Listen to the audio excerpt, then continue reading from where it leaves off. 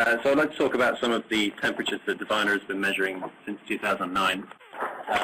As Dave said, we've been orbiting for over 3 years now, so there's pretty good spatial and seasonal coverage, and notably of the polar regions, which is where these permanently shadowed regions of interest conveniently are located. So just a bit of background on Diviner very quickly. It's a 9-channel filter radiometer.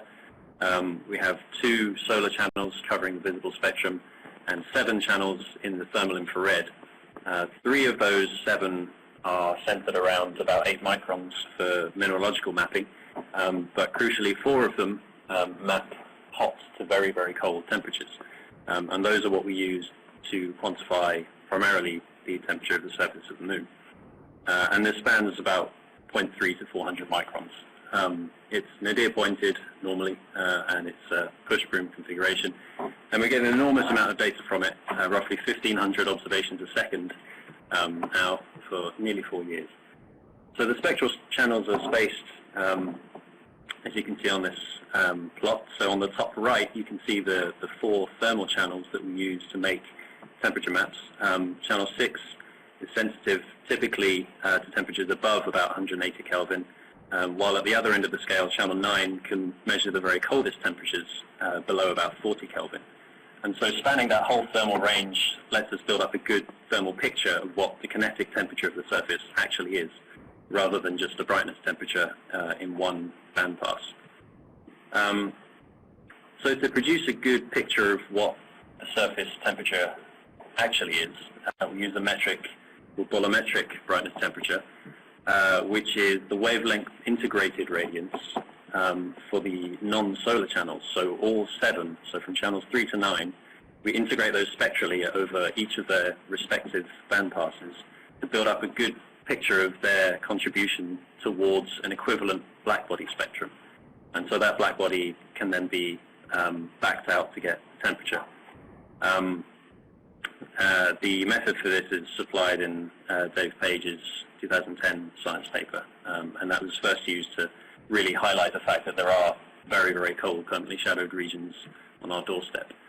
So to produce these bolometric temperature maps, we take all the data that Diviner has measured so far. And so I've recently been looking at the region 82.5 degrees south to the South Pole. So this is a relatively small region of the Moon, but it is quite an interesting one. And so there's been a lot of talk about Shackleton and other very cold, permanently shadowed regions.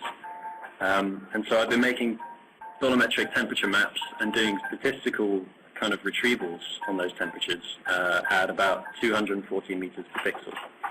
And so this just shows the average bolometric temperature and some notable craters and other features of interest, such as you can see the L-Cross impact site, and then 3 large craters, Hayworth, Shoemaker, and Faustini, as well as Shackleton itself, just next to the South Pole.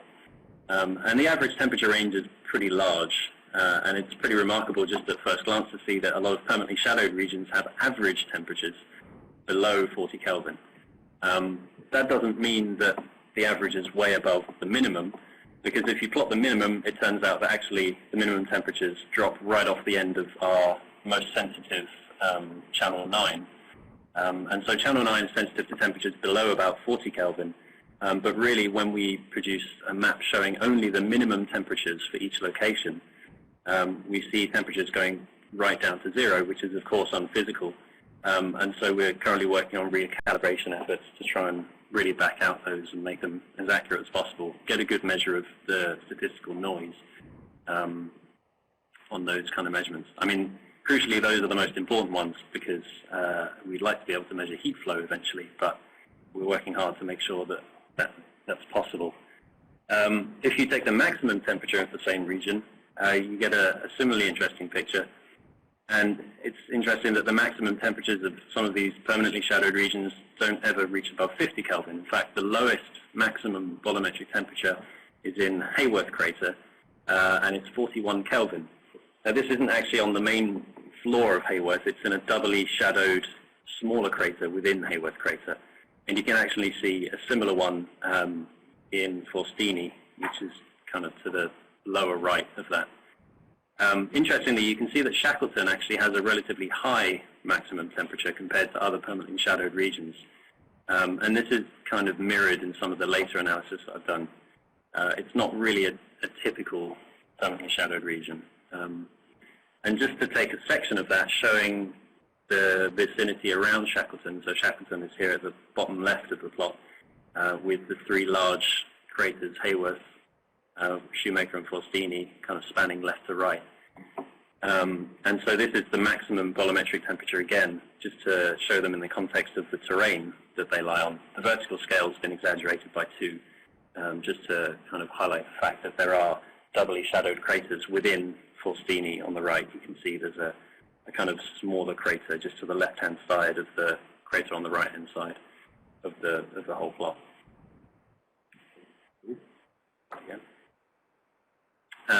So this kind of made me think about trying to quantify the thermal behavior of this whole map.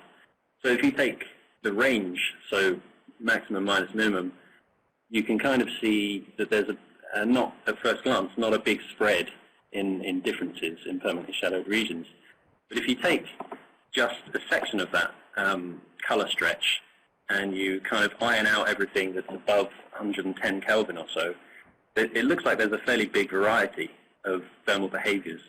And this has fairly large implications for volatile stability. I mean, if there was something on the subsurface and it was varying, you know, on a temperature sine curve of amplitude 60 Kelvin throughout the year compared to something that was only moving 20 Kelvin, that could be the difference between water mobility or water loss or water instability.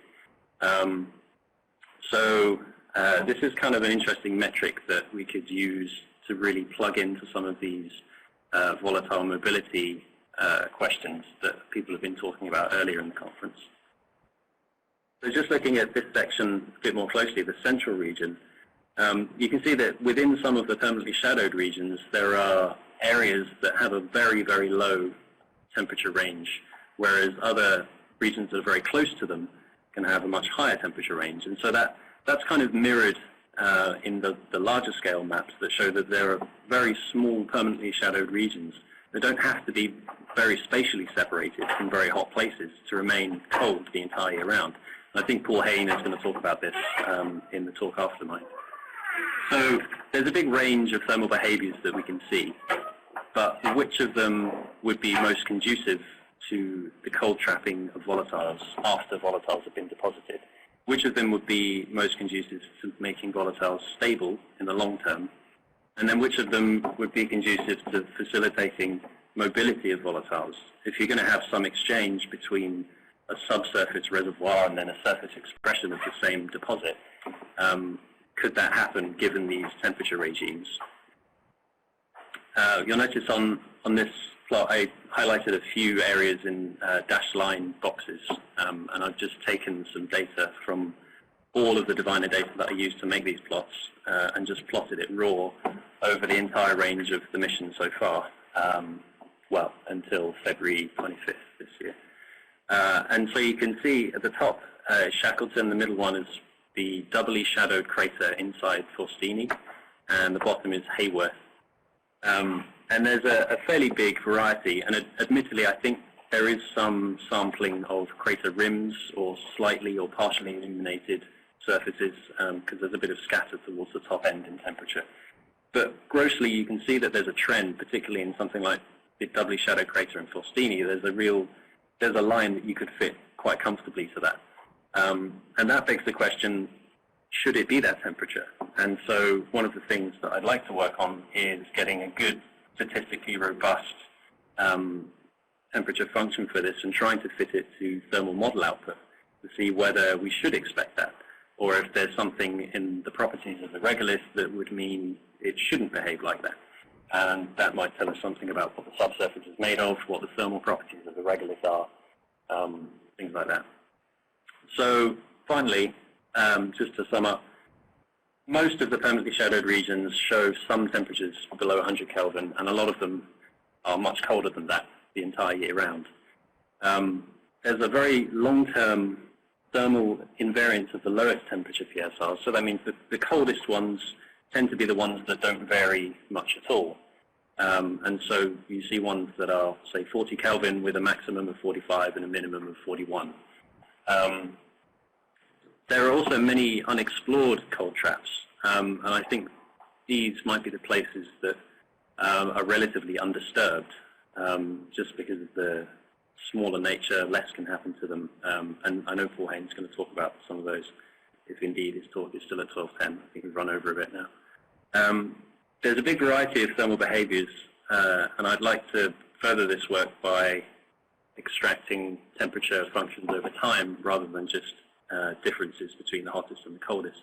And that would have big implications for the properties of the regolith, and it would be nice to try and retrieve some of those thermophysical properties to back out thermal signatures of anything that could be regarded as anomalous in the subsurface.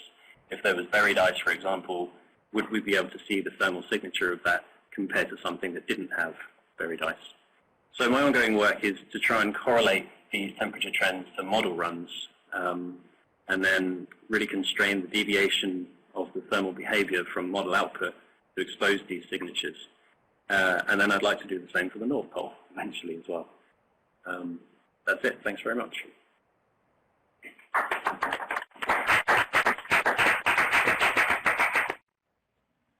Looks like we have a few questions.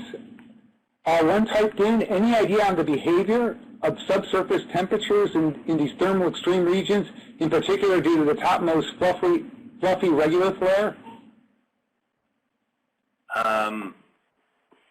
You mean, so if I were to plot a temperature curve over time, what would that look like?